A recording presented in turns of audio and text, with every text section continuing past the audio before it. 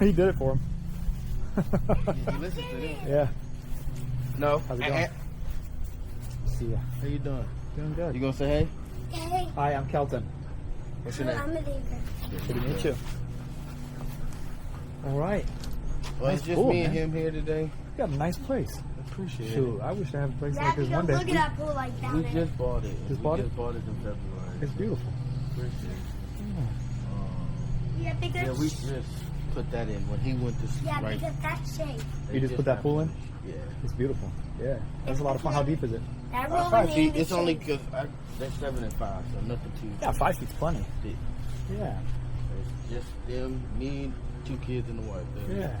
So I didn't need no big 25. Nah, you don't need a giant pool. But Yeah. that's what people was You're knowing. not but trying to have, look you know, there. 30 adults over to swim in the All pool. the time. No, it's just for kids. Kid Yeah. friendly. Not too far. You know, they can't hurt themselves. You got a nice little bar over there. That's cool. Yeah, so they had it when we came in. So Yeah, but you didn't check the inside. really nice. Yeah, because he didn't check the inside. You like the trampoline? Yeah, because I always felt really hard. Yeah. And my dog, King, just got on there. Does he like But get up me there? and my mom was bouncing on He probably don't like it that much, but Yeah, because me. It probably because scares the I was heck out of playing him. with Austin yeah, Shelby, he sleeps under it. when And they he on it, said- like- and my cousin I was playing with. Give me a leaf there. You come on. so I've been working a lot on the duration. Okay. You'll see in the 2 videos that I just posted. Yeah. In the first one, like basically it's just all duration work. I'm on the phone. Sorry, in the video. Yeah. I was on the phone basically the whole time talking about because Christian needed to talk to me about something. But I was like, there's nothing like sensitive that he's gonna care about. There's nothing that sensitive that he's gonna care about. So I had him on a place, on like I just placed him on top of something random. Like I had him up there for like 10-15 minutes while I was walking around on the phone at the park, and then I did some downs and some heel work. And then the other one I posted was in downtown Fuquay. Walking through there, just practicing going through crosswalks and other stuff like that, and being able to put them into a down. The other one that I've worked a lot on is being able to do a down in motion, because the difference between the two is like a lot of times when a dog hears down, he will he'll come to you, right, and down, versus downing where you asked him to down, like if you're walking. Sorry, 1 second. This Yeah, no problem. Yeah, you're good. Yes, baby. Okay. I'm gonna make Get it, dinner. King. I'm Good going boy. to- Good boy. Good job, You dude. see him? Yeah. Yeah. That's good, King. King, come. Good boy. Down. King.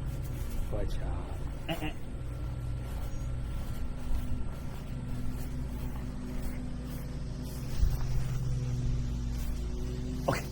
Okay.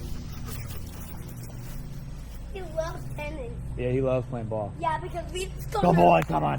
Yeah, because we just got him a giant one. Come on. He's coming. He's gonna leave today. So he'll be back. Come on, King. Come on. Okay, out. Out. Boy. So by the time you get back from your trip, my mom will be home. Boy. Okay. So I'm gonna cook dinner. I'm gonna make the steak bites for you. Okay. So one thing you'll find with King is that his hair is thick, Yes, baby. and there's a lot of it. So you got to make sure there's contact. Okay. And that can be difficult because it can trick you. Yeah. Oh, sorry, you're still on the phone. My bad. Yeah, I'm sorry, I'm about to get up. I thought you was going to be here. Okay. Good job. I love you. Okay.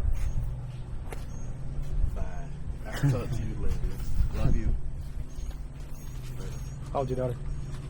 7. That 7. was my daughter and my little sister. Aw. She just turned 20. Oh, wow. But she's here all the time. Yeah. So she thinks she's my other child. I see. This happens. Daddy doesn't have ball. Yeah. Go in the house. He's going to the Okay. So, yeah, You we said the went collar downtown. needs to have contact? Yeah, so you can just take it. It's electric, so you just gotta make sure it's thick. touching. So I usually, when I'm putting it on them, I ruffle, like I push it up. And Yeah, then push stick- it up make sure and it then sticks, put yeah. it down, and then I just let his hair come down. Exactly. That way it's so over it. thick. Because otherwise the e-collar won't make any contact. You'll press a button and he won't feel it at all. Because it's just hitting hair. Yeah. But we worked on those crosswalks. So like doing a down in motion versus doing a down like where he has to come around and like down in front of you. And then being able to go from that to walk in a heel across the crosswalk and then like walk in other places. Because he has like a pretty strong like startle thing where he's kind of like weirded out by some stuff randomly. So taking him to like more, I've been taking him to like downtown's a bit busier. There's a lot of cars and like other random stuff that he's going to see. So taking him there so he's able to still like function and listen to commands in that environment. He's a big baby. Yeah. He's still young, so I know he's still. Yeah, he's a young boy. So we've just been trying to build his resilience and build his confidence, you know? Okay, let's go. Oh, You yeah. got that ball. Good job, buddy. Come on. Come on. He's really fast. Come on. Come on. Out. Out. Good. The grass is fresh cut, so yes, you're gonna sneeze. Yeah, because So that word out, Because- that's how you get him to let go of stuff. Whether it's he bit a sleeve or bit a person or bit, is holding the ball or a piece of trash that he shouldn't have or a tug toy or whatever it is, anything that he's holding, you say out to tell him to drop it, get rid of it. Okay, go, go, go. Get quiet.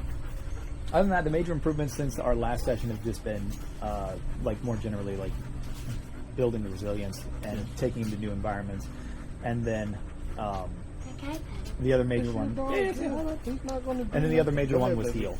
He's still Just do it. He's not gonna do nothing. I promise. He looks like he's going to because he's just all Yeah, but he's all weird. He just does shepherd stuff. He has shepherd mannerisms where he goes like this. Yeah, it's He when noses everything- around and moves around a bunch. So And if you then go to reach at him, he's like, oh. He's Well, still, he does that. And then he nips. He's nippy sometimes. You know? Yeah. Oh, because we all He's petite very that tiny fighty. ball. He's teethy. That's Wait, how I Is can I he- go get that ball so you Come can here, get it? come here, Big come here, ball? Titi. Yeah. We'll do it later. Come here, We'll Titi. do it when he gets Come here, home. Titi. So I know last time we went over a bunch of stuff. Nope, no We wrong. went over like the basics Yeah. about how to reinforce and how to penalize, and then about like the context in the dog's life. What's the stuff here that you're the most worried about? In general, it's like I said, it's when people are here. When people are So the kids aren't an issue. He's great with the kids. The kids just have to build their confidence with King. Yeah. So like Because he freaks him out a little bit. because he's very mouthy. Yeah. You know, so he uses, but he's good with the kids. Yeah. Stop it. So that's Good the boy. issue. But that stuff they'll work on with each other. Hi. Yeah, because he always stands up on my. But He just mainly stand on my it's- mom and sister. I want King to have his, this is His area to play around in and do his thing. So Does he go inside the house much? he lives in He's in the house a lot. Okay. Yeah, he's not a house dog. How does he do in the house? He does good besides when people are here. Then when Okay. people are here, King is very, he doesn't listen. He'll sit, move around. He gets all ramped up and wants to like jump all over people. If we tell him to place, he'll be there for like 2 minutes and then King Right. gets up. But since since that's something that's been worked on, Yeah. we're gonna have to do it in phases or whatever. Yeah. And that's why we've had like other dogs in the room while he's on Yeah. plays and like people walking around doing normal things, because he needs to be able to control the impulses that he has basically. Because he has, I mean, he's got strong urges to do things, and That's where my truck is. he jumps out of things because he gets ramped up and he's interested in stuff. And really, like the formula for that is relatively simple. It's you just negatively reinforce it. You go and you put him back, and if he does it, like say you have him on place, he gets up, it's and tap the e-collar and put it back, right? And then like how high the e-collar is going to be totally dependent on the situation, and kind of because like you can also think about like Just go, baby. say he's been on place for like 45 minutes. No. Tell him to get down. Down. Yeah. King, down. Down. Say he's been on place for like 45 minutes, and then he kind of like gets up a little bit. Yeah, but see, It's like, like, okay, dude, like, I'll give you that if you're on there for 45 minutes. Exactly. You can get up, stretch your legs, but then I'm going to tell you to go right back to your spot after a few minutes. yeah, I'm not going to get super ramped up about that. But like 2 minutes later, I'm going to be like, tap the now e-collar, put him back. Get Right. back to where you're supposed to be. Correct. And that's generally what it is. Like if he's there for extended periods of time, like I usually put him in place when I go upstairs because the kids don't pay attention. So if they're playing and running around, he wants to play with them. Sometimes they just want to play with the kids. They don't want King around. Right. And then he'll grab a toy or something. So I try to get him to stay in place while they're doing that. Okay. But since that's something, like you said, you've all have worked on with more people in one particular area, that's something, like you said, we're not going to work on it, but I'm just going to have to You're going to be using that. negatively reinforce it if he gets up or gets down. So I kind of want to know, like, so I think about this kind of stuff in terms of like frequency, right? So I want to make sure that as I'm like, finishing up the program, I want to put the most work into the things that are going to be used the most frequently, right? Because those are the things that are the most important. Because like say I teach him like a random command now, like roll over. Like, okay, cool, that's awesome, nice trick, but like we just know he can do later. Yeah, like how important is it, right? It's not very important. It's low on the totem pole. But like if you often leave the area and leave him on place while other stuff's happening around him, that's something that I want to put more work into. Yes, right? that's generally what it is. So that's a big one. Okay. So it's more so the place, so that way if people are here, he can still be in his space. I don't have to put him in the garage where it's nothing in there. It's just him in the kennel, him in the cage. So you're going to be using the place command a lot then? Correct. I'll be using place a lot, and then we walk the neighborhood and stuff a lot. As you can see, it's in the middle of nowhere. Yeah. So we do a lot of walking and stuff. Yeah. I'll probably... He always liked the pool of water. Yeah. Yes, he licks the pool water, but that's fine. It's not chlorine, it's salt. Yeah. Salt water. Yeah, he'll be fine. Yeah. Yeah, with salt water compared to chlorine. Yeah. So, like, we'll take walks, and then eventually I want to get him to, off-leash stuff. So do you want to walk him around this neighborhood without a leash on? Yeah, eventually, yeah. I think you can do that now. You guys want to take a little walk? I mean, we can. You want to take a walk? Okay. Go ahead. Let's go. We're going to walk real quick. Oh, yeah. Come.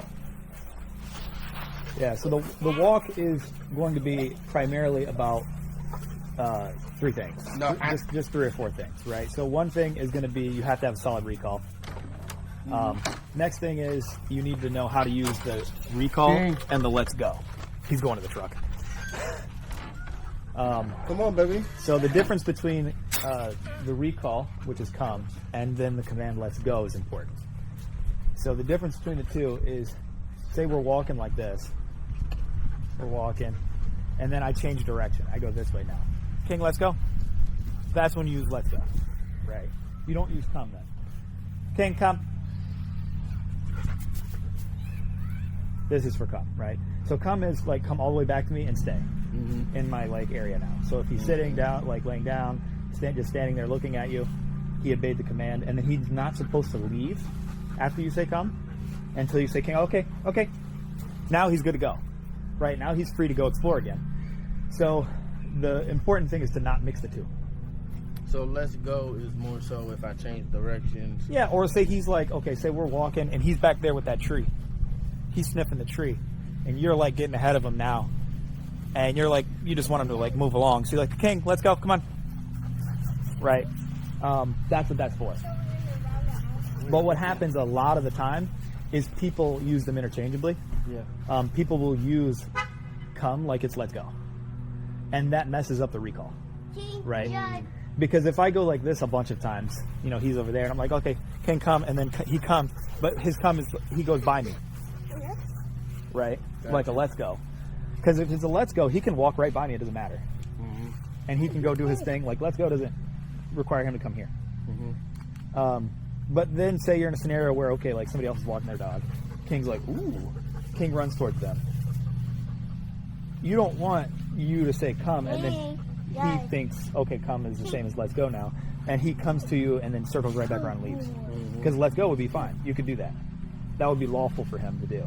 If you said let's go, he could come to you and then circle right back to the thing he was doing. Mm-hmm. Right? But if you say come, he's supposed to come to you and stay where you're at. And so then you could say and tell him like stay with me, right? So it's important that you don't mess up the recall, because very often the reason that you're telling him come is because you want him to not be over there.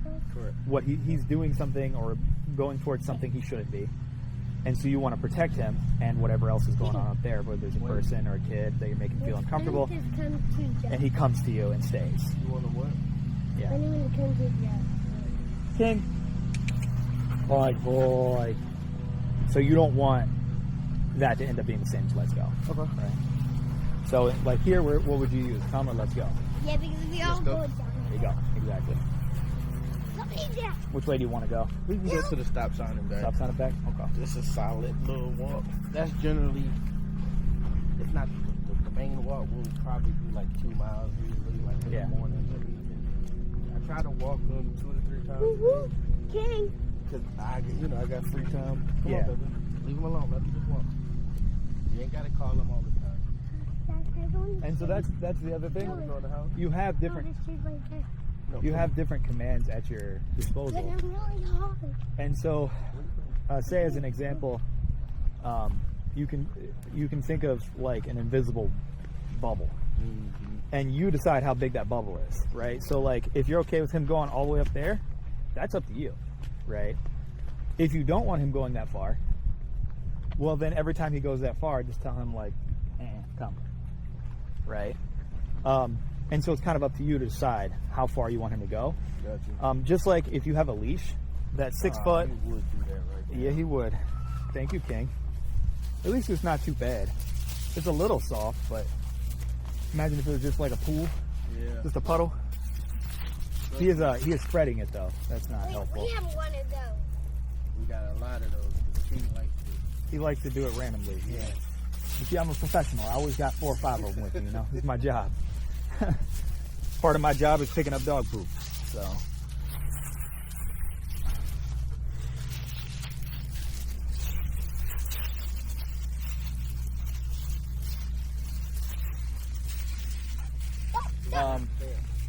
So I can think of a few like things that I would take as like, okay, if I were you, I would take these as useful ground rules, right? Like some people are particular about, oh hey man, hey, take this with you. Bear, put this in the trash. King, come.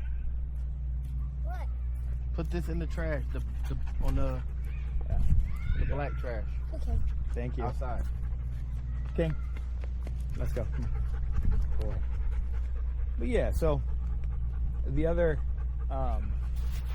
so one of the things I always think about on walks is like other people. In the driveway, the trash can. King, come. Come. But He's okay. he's fine. We watch him. Good boy. Okay, let's go. So other people, other dogs is always something I think about. Off-leash dogs make some people nervous, especially, you know, like you got a German Shepherd, they're like, oh God. So one of the things I will a lot of times do is if somebody else is walking towards me, or a kid's on a bike is coming, or anything you might think like, okay, they might feel uncomfortable, I just recall them, and then I do one of two things. I either just put them in a down, wait for them to go by, or I put them in a heel and I keep walking, right? So you can do either one of those, and that's an easy way to like use the commands in such a way where you're not doing this. Heel, King, heel. If you do this the entire walk, you just have him in a heel. Mm-hmm. That's a boring ass walk for the dog. Mm-hmm. Okay, go boy King. Right, good job, buddy. Okay, go. That's a boring walk. But if you use it for things, right, heel is very useful. It's useful, in my opinion, for temporarily keeping him close to you while something else is happening that you need him close to you for, right? So like crowded area, right? Or like say you're on a walk at the park and there's a bunch of people walking by all at once, like say like a school bus drops a bunch of kids off, right? You know, or say a car's coming, right? Any of those things, okay, I'll put him in a heel for a minute, walk by whatever the thing is, and then say okay and release him. Yeah, he likes doing that. Most dogs do. Yeah, it's annoying. Yeah, I just finished training this one dog. He didn't just cut me off. He would do this. And He'd walk directly in front of me for like the entire walk, and then he would stop because he felt like I was slowing down. But I was slowing down because his big head was in my way. We're gonna fight. We're doing it over. Because you heard me say don't do it, and you're doing it. Yeah. But yeah, I mean, he does great off leash. At this point, I trust him quite a lot. I mean, he knows all of his commands without a leash on because he doesn't need any kind of guidance. It's all verbal. So, like, if you ask him, King, down, then he knows to down and he'll stay. And, like, sometimes I use it to, like, I just say I need to go grab something off the shelf at a store, or I need to, like, grab, you know, like, actually I do it with the poop bag all the time. I gotta pick up their poop, so I'll pick up their poop. And if, like, say it's from here to, like, over at the edge of that driveway, I'll just put them in a down and I'll go walk and put their poop away, and then come back over here where we were at, and then I'll say okay, and like then we go from there. Gotcha. Right. So you can think about maintaining the commands as just finding opportunities to use them that are organically built in to like whatever you're doing during the day. So with place, it's like that's going to be super built into your day already, right? But then with like heel, that's going to be situation context specific, right? You could choose to just randomly practice it for no reason if you wanted to, right? And then there's also going to be scenarios: people walking towards you, car coming, another dog, whatever it is. Put them in a heel for a minute, walk by it, right? Okay, good boy. The only thing I try my best to avoid, even while I'm training the dog, although it's a little bit harder for me because I have a compressed time period where I need to teach them a bunch of stuff, which you don't have that. you got your dog for the rest of your life, right? Well, more likely the rest of his life, hopefully, right? Hopefully you don't die that soon. Good Lord, you got kids, man. Come on. Yeah, they'll be depressed for a very long time. Yeah. But, you know, just use it as you go, and it'll get better as long as you back it up. You negatively and positively reinforce it. Because you'll see, like, one thing, when I say okay from a heel, he sometimes looks at me like, where's the ball? That's because I've reinforced it with a ball, right? I get you. Sometimes that's what I do, because it's the strongest reinforcer for King. King cares about that more than he cares about anything else. Like, if I throw the ball, he is way more amped up than if I have food, or than if I pet or praise or whatever. Okay. He likes the ball, right? But he also likes other stuff. You know, he likes, like, if I just go okay and then he gets free. Yeah. And I go, good boy, good job, dude. And then I'm like, yeah, and I like ruffle him a little bit and say go. And then he goes and sniffs and pees on a tree or whatever, right? That's also very rewarding. Yeah. So the other one that I've been working on is the heel entry, but doing it off leash. So the heel entry is the first part of the heel. So there's kind of two parts of the heel command. There's the heel entry, and there's the heel in motion. Heel entry is calling them into the heel, and then the heel in motion is them staying in the heel while you walk. Gotcha. Right. So technically, the heel entry could be done from not moving. So if I go King, heel, come on, heel, then he should come into the heel. There you go.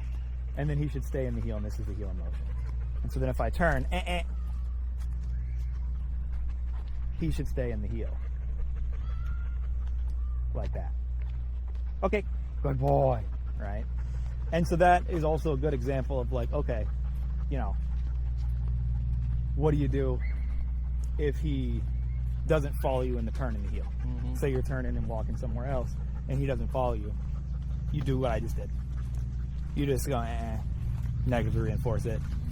And then sometimes I'll just pat my leg to make it more clear to him, like make sure he knows where to go. And then just keep going. I don't want to step on you, baby. And I just did. I'm sorry, but you can't keep zigzagging in front of me. Also, every black shepherd that I've trained, for some reason, their balls just look like gigantic every time. I don't know what it is, but like they always have like big saggy ball sacks. You know where your spot is. And it freaks me out. I'm like, what is that? It's weird. Yeah, it's really weird because like his are the same as this like 125-pound Cane Corso I'm training. Yeah.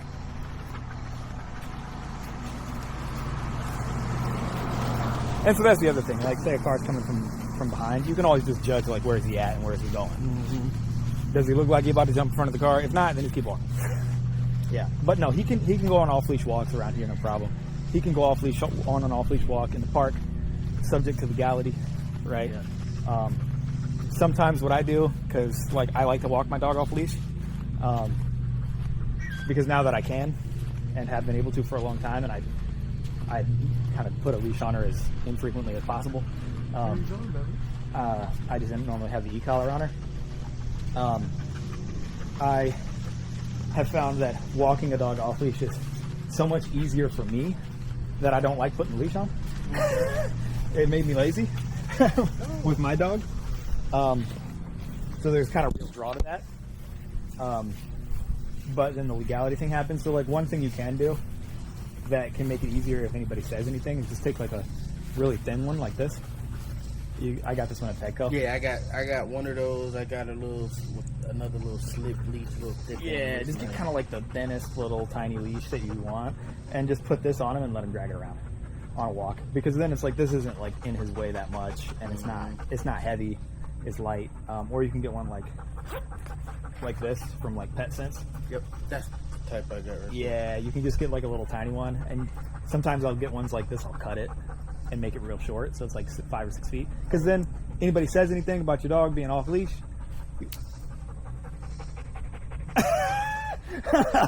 oh wait, he's on a leash now. Cool. That's the only thing that's any freer than like just like a regular retractable leash. Is just let him drag like a little tiny leash like this, and then you can always just pick it up if anybody says anything. You know. Gotcha. You need some water, baby? Probably. It's hot out here.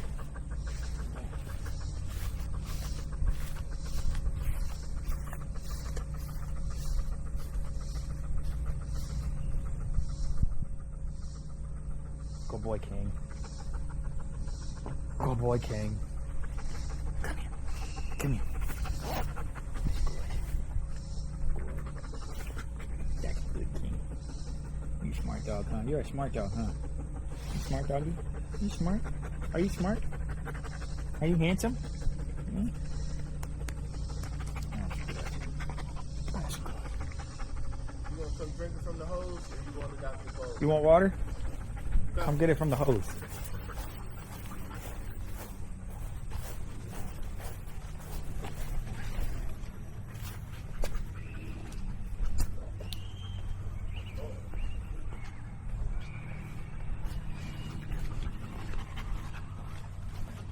Nah. You're not getting in the truck. Go over there. He loves the truck, man. Oh yeah, he rides. Yeah, anytime he thinks he can get in the truck, he's getting in the truck.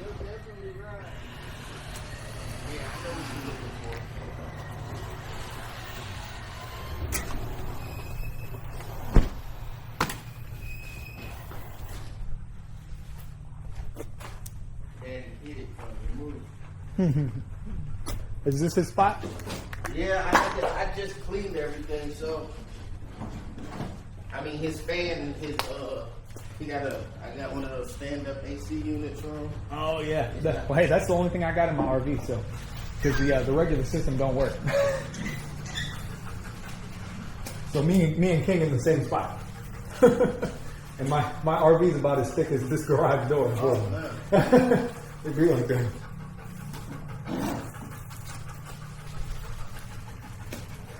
Hey, come. Come on. Nah, Hey. hey, go get water. King, come on, get some water. Stop being dumb. King, come. Come. Come here. He's probably avoiding the hose. It's on.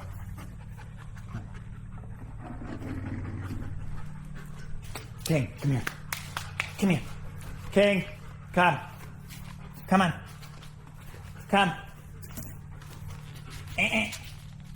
Come here. Come here. You're being weird. Get some water. Get some water. King, get some. Good. See? That's water. Come on. I don't know what that's about. You're not going in there. He is very habit driven. You're not going. So that was his when he would eat toys or do something. Good boy. He'd go in there. But and then I bring him out a few minutes later. But that's not. I don't want you in there now. You don't have to be. He might just be laying on the concrete because it's cold. I'm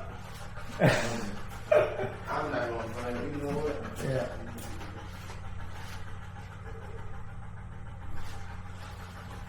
That is cool.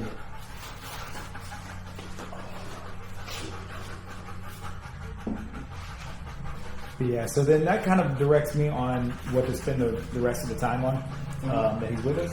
The main two things I'll be spending most of the time on because, as you can see, all his commands are fine. His heel's looking good off leash now. We've taken him to a bunch of different areas. His recall is fantastic. It was already pretty good. It's gotten better. Been able to proof it around stuff. And then, his down is excellent now. He does it right away. And he'll stay in position for a pretty long time. Every once in a while he gets kind of ramped up and gets up. You'll see like in one of those videos, he got up because I opened the truck door. And I was like, and wanted to put him back. I use that a lot. I use the truck. Because sometimes a lot of dogs, they're like, the truck. Oh man, look at the truck. So I use the truck to kind of keep solidifying their impulse control to stay in positions for longer. Same thing. The other in one of the other videos, just chucking a ball past where he's laying down. So he's in a down or in a sit, and I throw the ball because he wants the ball. So then he's got to stay on place even if the ball gets thrown, right?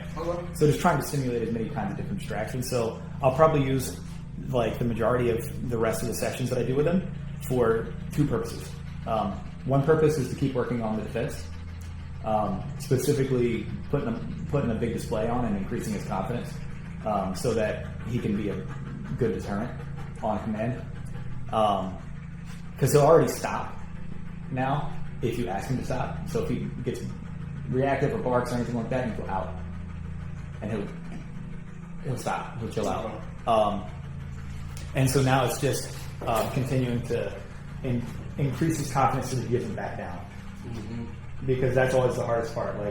When one of the videos, I think it was with Kay, my wife came in real fast, with a big thing on, and he was right. So getting him to not back up and move forward and bark and deter things, and then continuing to strengthen the association between the word watch and him putting on that big display so that you can be watch, and point at somebody, and he goes bark to get them to go away, right?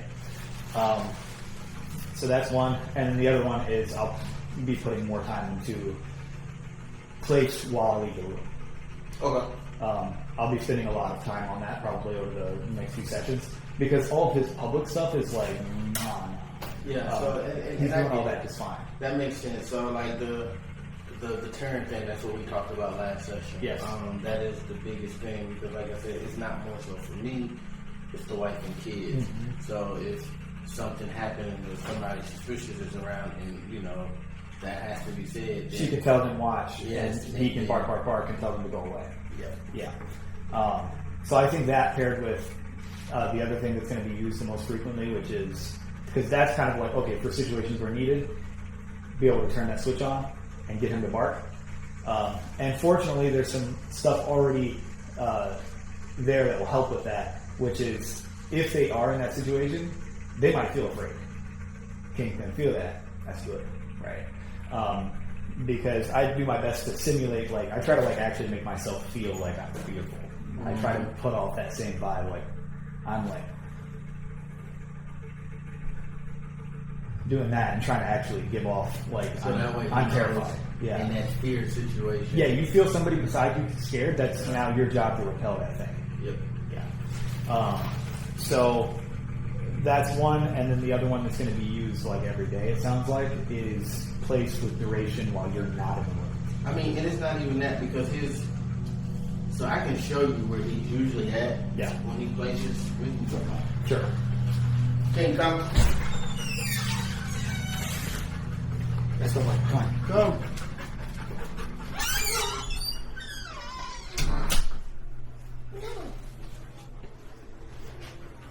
So where does he normally do it? That's not where he's supposed to be. He's either here, Yeah. or maybe either here or in that corner right there. Those are the two spaces, just the cooler part of the Where is house. his So I try to keep him in here, keep him cool. And then one, if he's in here, he sees who comes in and out the front door, stuff like that. But even if he sits here, if I move it here, he can still see wife, kids, everybody. And so usually what he does, there, I'm talking, wait a minute. So usually what he does is we're in the kitchen, he creeps here so that way he can see more so all of this. Yeah. But I try to keep him out of this area because we walk. We back walk and through forth it, and yeah. stuff. So, So what's the best spot for him? just generally, Just in that area. right here, generally is his best. He'll sit there, but then the moment he can't see somebody because the steps and everything is blocking it, He gets up. He gets up and he's looking around, but then he knows he can go up and down the stairs if he wants to. Okay. He just chooses not to go up and down. He's not scared of it. He just like, I'm too lazy to go up a bunch of stairs. Yeah. So He is sometimes weird about heights, a little bit. I've noticed he gets a little freaked out when something's tall. Like he doesn't want to get on top of stuff. I tried to get him on a picnic table the other day. He did not want to do that jank. He resisted hard. So I have noticed that he has weird little fear points. I've noticed. They're not of people; they are of random objects. And it's somewhat, I haven't fully figured out how to predict exactly what it is, but anything that's kind of crickety or that is tall, he doesn't want to get on top of. I've noticed. Or sometimes in like a tight spot, like a tight area would freak him out. But I basically just go, hey, like, come on, like, let's go. And I just like make him do it. And then he figures it out after like one or two passes through whatever it is. So if that happens to you at any point, you just literally just make him do it. Yeah. And he'll figure it out pretty quickly and start to like work through it. The other thing that I would recommend is if you want to have like a durable spot where like if you don't want him to get up at all for some reason, like say you have a bunch of people over and you want him like chilling out in the spot, I would take like one of those little cots that you see on the video and just stick it right there. Oh, I gotta get him a cot. I got a pillow. I got a big fat pillow for him. Yeah. Little dog pillow. He plops up on it. He doesn't eat it or nothing. That's but good. I did say I was gonna get a cot. He has a big fat pillow. Should be on one of these walls. Nice. somewhere. So, Yeah, I like the cot for two reasons. One, because he's big and fluffy. And pillow versus cot, in terms of temperature, he's going to prefer the cot, very likely, just because they get hot on the pillows. And then, but on the cot, it's raised off the ground and there's airflow. The other reason is because it's easier for them to distinguish whether they're on the place or not. Okay. Right? Because the difference between me being like, okay, like if I tell him place right there on the ground, well, Yeah. am I still on place? I don't know. Correct. I think, yeah, I'm But still on on the place, cot, like right? you said before, with the feet hanging It's on, simple. they know. There's either foot on the ground or 4 feet on the cot. 1 foot's off the ground, you're not in place anymore. If it's off the cot, you're not in place. And it's really easy for them to distinguish the difference between where you left them and where they went. So then if they get off the cot, then it's like clear as day to them, like why they're getting penalized, why they have to go back. So that's why I recommend the cot, is because one, it's really cool, like temperature wise, and then the other reason is because it's very clear for the dog, like what the boundary of the place you left him is. Okay.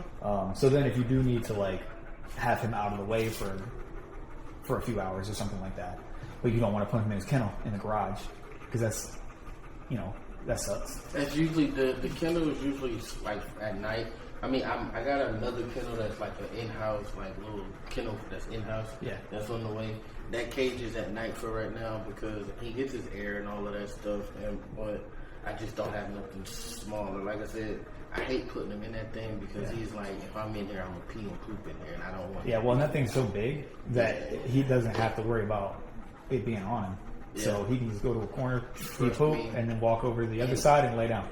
If he wants to be a jackbutt like he does sometimes, no problem at all. He'll roll around in it, and then it's everywhere. So. That has happened to us once. Yeah, Since he stayed with us, yeah. So, and it is nasty. Camera. Yes, it is. It is a 360 camera. Yes, it's a camera, baby. Yeah. But no. Let's see. That's generally it. I mean, we went over everything really, and then we did an example of taking them on walks and stuff. The walks and stuff would be a lot easier now because usually it's him chasing after them because he'll be on his 4-wheeler or something riding with us while we're walking, or my daughter's on the bike or something. I mean, he's definitely, as you can see when we were walking, once he went back, he was like, nah, I don't care about y'all no more. My focus is on him. So being able to recall him and then tell him like let's go, and then even put him in a heel or put him in a down and make sure he stays, makes all the difference in the world on a walk. Yeah. Because I take untrained dogs on walks every single day of my life, and it's very annoying, right? Versus like I'm always like mad because I get to the end of the program and I'm like, okay, now they walk like king, and then you know what happens? They go home, and I get set with some new dog that doesn't know anything to deal with the whole thing all over again. It's funny. That's why I'm glad I have at least one. I got my own dog, so then like she's steady. Like I know anytime I take her out on a walk, like she's gonna listen and do all this stuff. I don't have to retrain her because it's like a fresh set every 3-4 weeks. It's like, oh, yep. You remember how you put all that work in and you had some nice walks at the end there? Yep.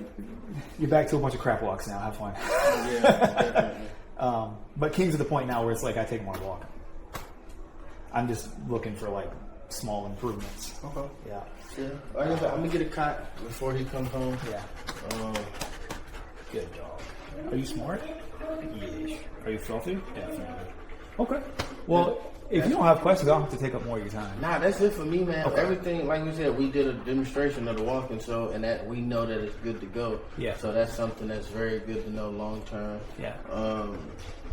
Yeah, because the difference between an off-leash walk and an on-leash walk is night and day. 10 miles. Yeah, I mean, so. Especially if you go from this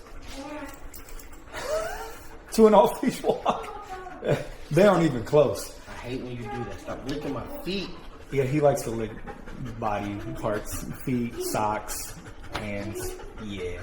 Well, yeah I probably have residue, king saliva residue somewhere on my body. I'm sure. I know I have it on my hands because he did that today. But yeah, just like I said, he's always in the house. So I just want him to feel more comfortable. But I hate him being out there. Yeah. You know what I mean? So, and then even if I get a small little kennel that's big enough for him, I would hate for him to just stick him in there all the time. I would hate for him to be sitting in the corner and he's in the kennel. You know what I mean? So I don't want that for him. So there's 2 options you have when you have a bunch of people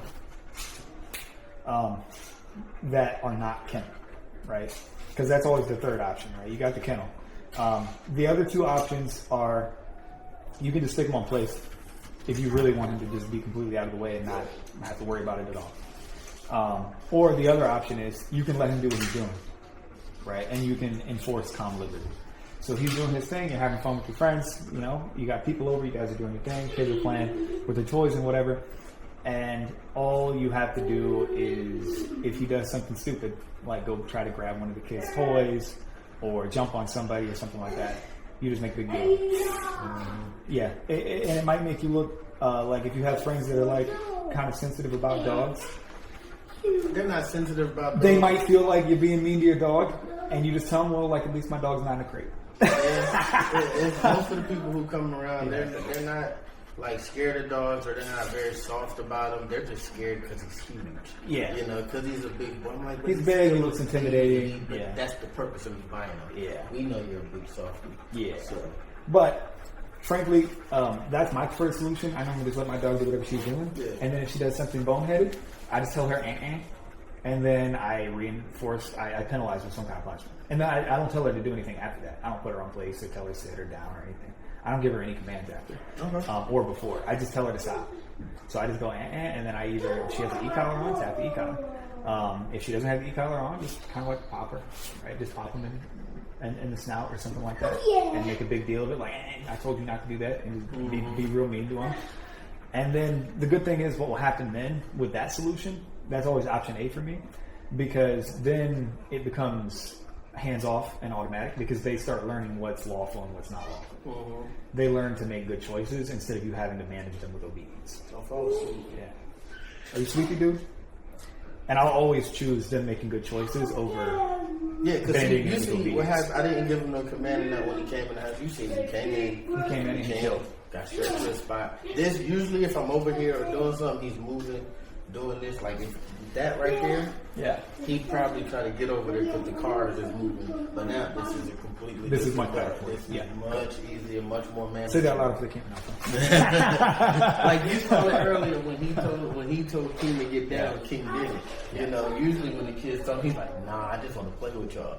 But now he's starting to listen. He's understanding. He's doing what he's supposed to do. I don't want. I don't want to take the fun out the dog or to, take all of it. No, because that sucks. Yeah, I'm not trying to do that. I just want more discipline. You want him to make good choices. Yes. And then if he's making a bad choice, to stop the bad choice. And then to, if you need to, tell him to do something specific for a while. Because like that's the way I kind of think about it. It's like, all right, in the order of operations, I'm looking at, all right, how big do I want the dog's life to be? Well, I would like a big life for my dog, right? Where they can do things and be free most of the time. And so it's like, well, how do you get that? Well, the first line of defense, so-called, is you have them already set up where they make good choices generally, for the most part. They're not doing dumb things because they've been told regularly to stop doing dumb things, right? And then after that, say they make a bad choice. Very often, people's first thought is sit, down, place. They band-aid it with obedience. Don't do that. Don't band-aid it with obedience. Instead, just tell them to stop doing that thing. Right? So just tell them to knock it off. Right? And follow it up with like a real consequence, which is the e-collar is the easiest one. Right? And then they're like, oh crap. You see, yeah, don't do that. And I hate that thing. My wife and daughter think it's so inhumane. I'm like, it's not killing him or hurting him. It's literally, I said this, I tried to explain to her, I was like, it's like a TENS unit for dogs. Mm-hmm. It's literally what it is. It's just making them twitch a little bit. It's making his muscles twitch. So he's like, oh, nah. Yep. And it's uncomfortable. Yeah. It's not hurting him. It's not, but they're winning. There's nothing wrong with that. For the people. I had to convince my wife that it was an okay thing to do. Because it bothered her for a while, even when I was like, it was my job. Before she got involved with the company, and I taught her now she trains dogs. She knows how to train them. But before then, she felt kind of uncomfortable about the e-collar. It freaked her out. She was like, I don't know, like you're shocking dogs. Like, because her and my daughter, they'll say down or something, or he won't listen, and then I'm like, hit the red button. No, I don't want to hit the red button. Yeah. Hit the red button. If you hit the red button, he'll know not to do what you're telling him not to do. Yeah. And you can't just keep. So I always tell people there's two illustrations if you want to tell them that are really easy to understand. So one is the one I think I may have given it to you already, is about like a traffic ticket. Yep. If you get a speeding ticket, you're not afraid to get in your car. You're just going to avoid speeding so that you don't get a speeding ticket because it was painful, right? Because if you're going to be sensitive, then it's like, hey, well, we shouldn't be giving people traffic tickets because that makes them feel really bad. All right? It's like, no, I think we should, right? Why? Well, because like otherwise, suddenly the roads start to become very unsafe for everybody, right? And so you take the example of a dog, like I always just look at total outcome, total welfare, look at the whole picture. What if your dog could talk and you could have this conversation with your dog? What would they choose? Option A or option B? Option A is, you never use the e-collar on. You don't do nothing mean. You never tell them to like knock it off in a way they understand. But over time, you start to resent them because they're annoying you constantly. They destroy things in the house, so you put them in a crate. They pull really hard on walks, so you stop taking them on walks. And their life gets smaller and smaller and smaller and smaller and smaller, and they get to do less and less and less and less things. They never get to be out while people are around. They have to be in the crate. And they end up spending most of their life put away because they can't be around anything. Because that gets worse if you don't tell them to stop. And then they have no idea why. And what normally happens is, at some point, someone is going to get really angry and blow up at the dog and be really angry at the dog out of nowhere. And they have zero idea why. It's completely non-contingent. And that's actually abusive, right? Because, I got spanked when I was a kid. People feel different ways about that, about corporal punishment for kids. But, when I was younger, I got spanked. And I never had any harmful psychological effects. And the main reason was because whenever I got spanked, my dad would say, hey, this is what you did. This is how you knew you weren't supposed to do that. I had told you already you weren't supposed to do it. You did it anyway. You made that choice. This is the consequence. Now we're going to go do that now. And it's not going to be fun. And then I was crying. So it looks terrible. It looks like, if you just took a clip of me getting spanked, you would think, who is that? That horrible man spanking his, he's hitting him. He's screaming. Right? So if you took it out of context, it looks terrible. Right? But in context, it's completely understandable to me as a kid. And I never had any harmful effects from it because I understood why. And I knew I could avoid it. I had control. I had power over it. And so it's the same thing for the dog. If you take clips out from training sometimes, yeah, I've had it where a dog yelps real loud or looks scared of me for a minute. And, yeah. Sometimes they probably were scared of me in that moment, right? We gotta, in order to get the results that they're being paid to do, I gotta. Yeah, but how did they feel after? And what did it do for their life later? So, because option B is, every once in a while you got to tell them to stop doing that, and maybe there's a physical consequence, like an electric shock. But their life is big. They get to go on off-leash walks. They get to hang out with all the guests while everybody's over. They get to hang out and walk around. Yeah, they get to do their whole thing. Their life is full and fun and it's big. But they feel some shocks here and there when they do something stupid. Yeah. Your dog would choose option B every single time. I would choose option B. Might punish me, but make my life bigger. So that's what I normally use to try to explain to people. It would be different if it could injure him, because that's different. Yeah, absolutely. Yeah, that's why I'm not going to beat him with sticks. Now if it was, there are some dogs that I've never beaten a dog with a stick before, but there's some dogs that if that was my only option, I would. And that's in the case of if the option is death for the dog, they get euthanized, or that, I'm choosing option B every time. And the dog would too. Beat me with a stick or kill me. Hit me with a stick, man. Come on. Do it now. Yeah, because there's dogs we work with. There's dogs that actually there's a little playlist on one of my video on our YouTube channel called Louis 2. And I just posted a bunch of videos up with him called Death Sentence Denied.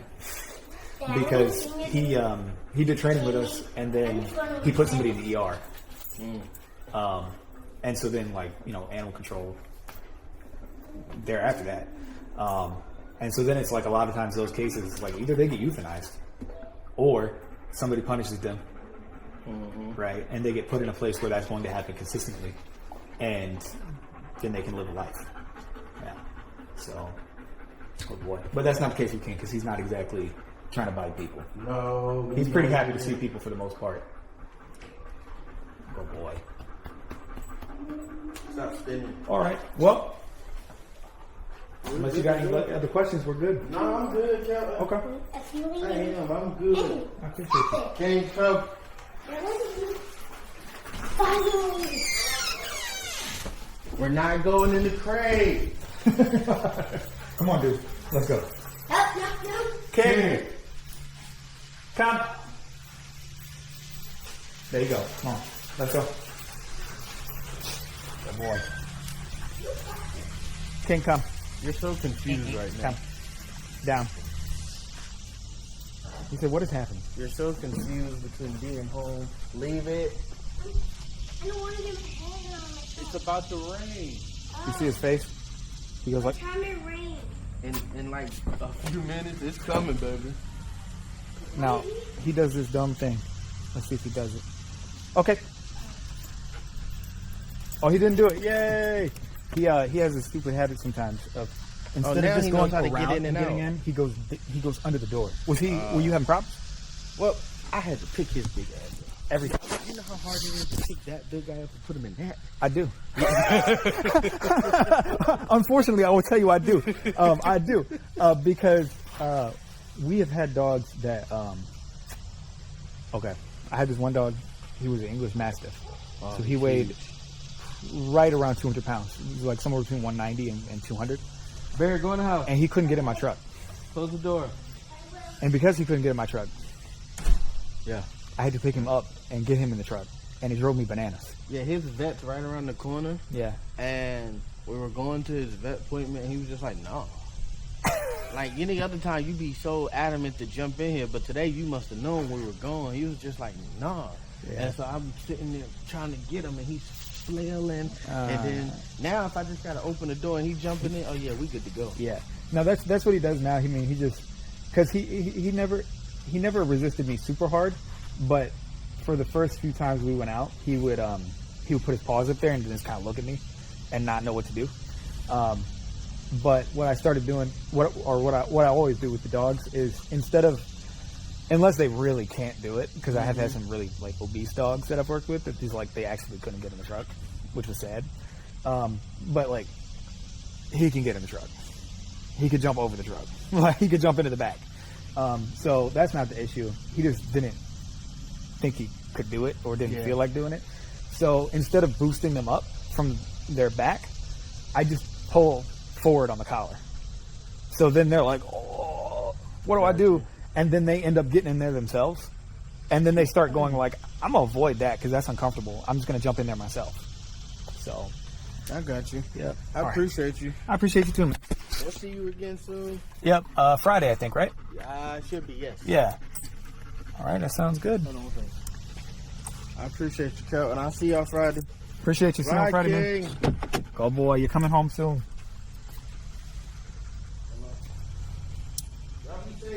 Thank you, too.